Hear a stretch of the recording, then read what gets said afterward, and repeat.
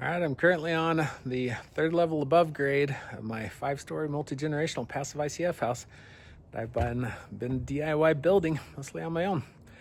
And I wanted to talk today about how I'm going to be able to pull off air conditioning this thing in the summer, because I am in climate zone 5, and in the winter, yeah, we get really cold, but in the summer, we also get really hot. So this summer, it was about 105 degrees was the hottest that I got. Most days are in the 90s, but because I live in a high mountain desert, I also live in an area that has really wild fluctuations in terms of the nighttime temperatures compared to the daytime temperatures. So just a quick little tour of the neighborhood down here. I don't know if you can see it over my shoulder. Let's see if I go up. Yeah, right there. So this house right there, that's about 10,000 square feet. So for them to air condition their 10,000 square foot home in my area, it actually is going to cost them about $1,000 a month. So how much is it going to cost me? Well, let me step into the shade so the sun isn't in my eyes as much. So this is a 5-story multi-generational home. We are conditioning 4 levels of it. I've got a 6'2" crawl space that is actually unconditioned, and it's unconditioned on purpose. I don't have any insulation that's going to be going underneath the 3-inch concrete slab, 3 to 4-inch concrete slab that's going to be down in the crawl space. That's actually one of my magic ways that's going to make it so that my bill to condition the air during the summertime is going to be significantly less, and I'll tell you what it is at the end. So how am I going to pull off? So my neighbors down here who have the 10,000 square foot homes, they're paying about $1,000 a month to air condition their homes during our big 3 heating seasons are kind of late June, all of July, late August, all of August, and into September. So each one of those months, they average about $1,000 a month to air condition them. So how am I going to be able to air condition the same amount of square footage in terms of the 10,000 square feet that I've got from the basement level, 1st, 2nd, and 3rd level above grade? So I'll share with you some of my secrets on how I'm going to be able to do it for next to nothing. One of them has to do with that 6-inch pipe that you see up there in my ICF wall. And the other one has to do with the other 6-inch pipe down there on the other end. So on my west end and on my east end, I have 6-inch plastic pipes that are going through my ICF walls. And I did that intentionally because of a couple of reasons. One, there's this principle called the stack effect. And when you're building a house as tall as I have, it's a total of 48 feet from down in the crawl space up to here, then you end up with what's called the stack effect, where because of air pressure differential, you end up with a lot of air pressure up here at the top. And so that's going to want to get out through my roof. It's not going to be able to get out through my roof because I'm using an Intello smart air barrier. So it's not going to be able to get out through there. You take a look at these 8-inch concrete walls, think about it. It's not going through the concrete, that air pressure. Also in terms of my windows, I've got a special video about my plans for the windows, but in terms of just air sealing my windows, I'll be using Proseco liquid flash around the outside, and then also flashing the inside as well, so the air's not getting out there. My blower door score is going to be about 0.25, which means that when there's 20-mile-an-hour winds outside, then the amount of air that is wanting to leak out is only 0.25 air exchanges per hour, which means that all the air in the house would escape over a 4-hour period, whereas some of these other older homes are like 20 ACH, 15, 20 ACH. Brand new homes in my area have to be 3 ACH, so I'm going to be way below that, way below even passive standards, which is 0.6 air exchanges per hour. But the reason why that's important is because when you condition your air, you don't want it escaping. And also when you condition your air, you don't want the hot air from outside coming into the house either. You want to basically control where the air comes in and where the air goes out. So in my case, I'm going to be controlling where it goes out through those 2 6-inch pipes. And where those are mainly going to be used is during the night. So if you aren't familiar with the concept of night flushing, it's basically if you live in an area like I do, a high mountain desert, and the air temperature gets below your inside air temperature, then you want to take that cool night air, flush out all the hot air that has accumulated during the day, and replace it with the cool night air. So the goal is each night, each morning that we wake up, it'd be nice to wake up at 68 degrees. The reason why is because with these windows, yes, I have a lot of windows on my south side. The sun right now is pretty low in the horizon, so it does come in about 16 feet. But during the summertime, when I'm having to deal with a lot of the heat from the sun, you don't want that sun coming in. Fortunately, the sun is much higher in the horizon. And so at the highest point, so basically around July or so, it was only coming in about 2 or 3 inches. So I'm not going to be getting very many BTUs coming in from the sun during the summer. And so that's good news, but nonetheless, you do end up heating up. And so you want to be able to flush all that hot air out at night, replace it with the cool night air. Now, in terms of our temperatures, our nightly temperatures, so June, we're in the 50s. July and August, we're in the low 60s. So I actually do have almost all of the nights during the summer, I've got access to cool air if I can pull it in and push out all the hot air, which is why I put in those 2 6-inch holes. So in terms of pulling in the cool night air, I have down in my basement, I've got a special window that is going to be part of my HRV system and also part of my fresh air system.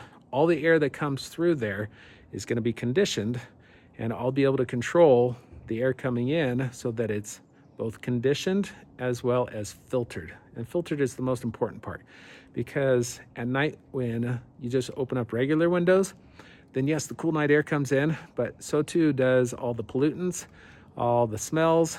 Now, usually it smells really good unless there's wildfires. But also what comes in is pollen and dust. And I'm not a fan of pollen or dust or pollutants. And so the cool night air that I'm going to be bringing in is going through a serious filtration system. Now, why is it that this is going to work in my house? And other people do it as well. They'll put in a whole house fan, but it doesn't tend to work as well for them because during the day, they only have regular insulation. So what do I mean by regular insulation? Well, regular insulation is, if you're lucky, they did advanced framing, which has the 2x4 studs every 24 inches, but most homes are actually built with 2x4 studs every 16 inches. And this wood is not a very good insulator. In fact, it's pretty easy for heat to transfer from wood molecule to wood molecule, and basically just kind of like a little superhighway of heat during the summer. That's what happens when you have your studs every 16 inches. And I've even seen some estimates that of a wall, 20% of the wall is actually wood in the form of studs. So 20% of your wall has really, really poor insulation, and it's allowing all that heat during the summer to just work its way into the house. Also, if you built with just 2x4s, then the insulation in the wall, it's pretty skimpy. You're not able to put much insulation in a 2x4 wall, which is why in newer homes it is good to build with 2x6 walls so that you can pack more insulation in. But even in that scenario, you're still getting a lot of heat coming in during the day. So what's the difference with my ICF walls? Well, I've got 8 inches of concrete in here. So I've got 2.5 inches of EPS foam on the outside, 2.5 inches of EPS foam on the inside. So during the summertime, that means that the heat that accumulates on the outside of the house and is trying to get in, it's got to heat up all of that concrete first before it hits my EPS foam. And then it's got to make its way through the EPS foam before it's able to warm up the air temperature inside the house. Therein lies the magic. Therein lies the comfort of an ICF home. In essence, I'm living in a massive giant cave. I've got 1 million pounds of concrete that is absorbing heat during the summertime, keeping me cooler on the inside. So one of the window people that I went and talked with, he actually worked down in St. George, Utah. And if you are not familiar with St. George, Utah during the summer, it is hot. It is like in the 110, 115 degree range. And he said he always loved installing windows in the summer in ICF homes because he said you walk in, it feels like you're going into a cave. And a lot of that has to do with the concrete has absorbed a lot of the heat, which makes it so that the interior temperature is a lot cooler, just like it is with the cave. So that's the reason why I'm going to be able to get away with doing the night flushing at night, getting all of the warm air that has accumulated, replace it with the cool night air that helps to cool down the temperature of everything that has absorbed the heat during the day, so that when I ran the calculations, even on the hottest days when it gets up to 105, my indoor air temperature with no additional support at all is only going to be going from 68 up to 72 degrees. And I can live with 72 degrees in the summer. Now, what about the nights? Because there's probably 7 nights where the air temperature outside is above 72 degrees. I won't be able to do night flushing in that scenario. So what's the backup plan? Well, the plan B is, remember that crawl space that I told you about? Well, I've got a 6'2" crawl space, and it's about 2,500 square feet down there. It's got that 3 inches of concrete that is in contact with 52 degree soil, rock actually, that's basically 52 degrees most of the year. And so that airspace down there, I'll be able to pull in during the daytime to help cool things off.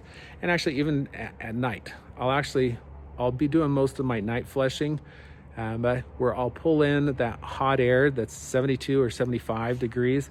I'll put that down into the crawl space. The concrete will then absorb the heat. Then I'll take the nice cool air down in the crawl space and flush the house.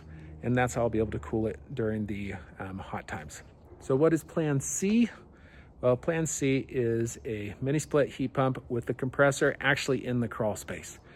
And once again, the reason why that I'm able to get away with it is because I'm not going to have to run that compressor 24/7 to keep the 10,000 square feet in here nice and cool. I'll only end up running that thing a few times a year, maybe a week or so in terms of the cooling for the mini split the heat pump.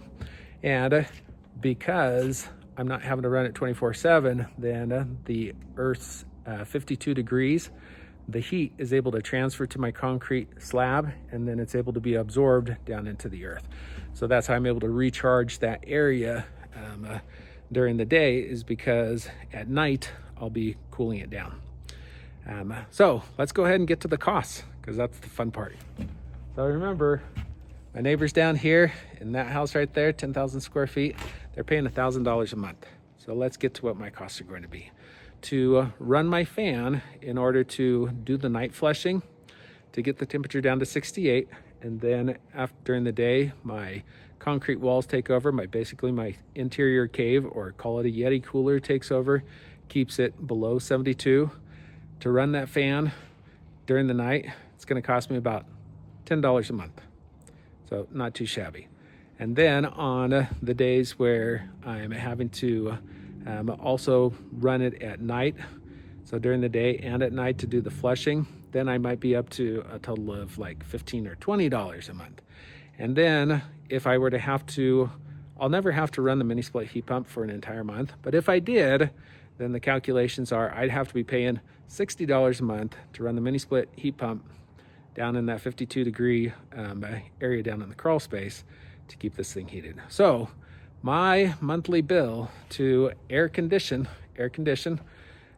keep things from 72 down to 68 for a 10,000 square foot home is going to be running me anywhere between $10 up to a maximum of $60, all because of the magic of the 8 inches of concrete. That massive thermal battery is what's going to keep me cool in the summer. And then I have another video that I'll link to that talks about how my big thermal battery is also going to keep me nice and warm in the winter for also next to nothing.